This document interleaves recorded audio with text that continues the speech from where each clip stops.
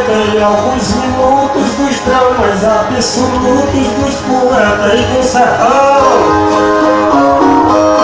Eu sou, tu és, todos são e cada um é destemido. Aprendi a cantar gemido quando o texto é gemedeira, mas essa é de outra maneira, no 10 de queixo cair.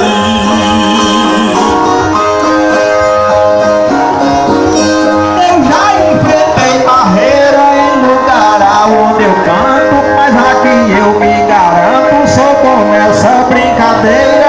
Você da mesma maneira, por Deus é tão protegido, pelo pequeno é temido, mas eu vou no seu encalço, sem dar um passo falso, nos 10 de queixo caído.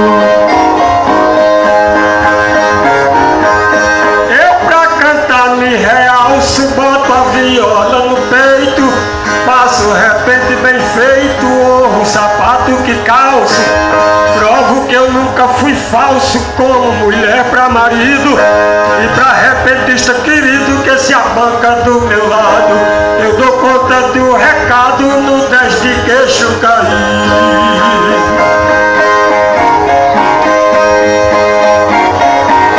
Nosso baião ritmado já vai conquistando glória, já estamos na história do repente desse estado, ouvindo nosso Renato, nosso baião sustenido.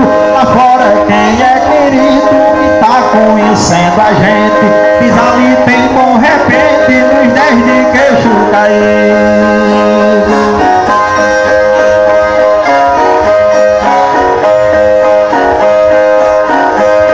Todo feijão presta quente, café também vem do forno, é por isso que o ator não faz comida diferente.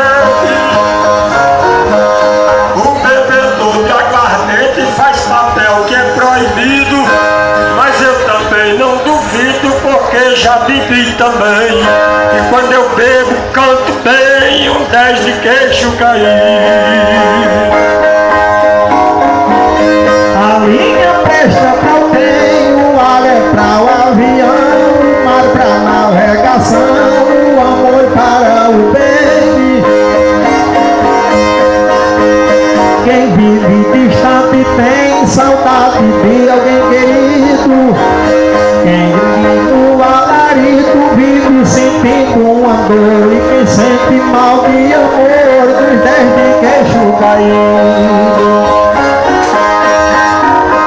Seresteiro tem valor quando pega um violão, é cantador de canção, não é improvisador.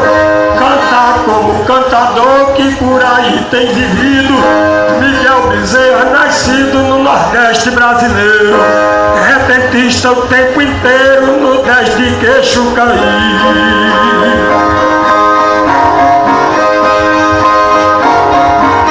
O meu verso é verdadeiro, o seu também tem momento, e aqui mostrando o talento, cada um é mensageiro.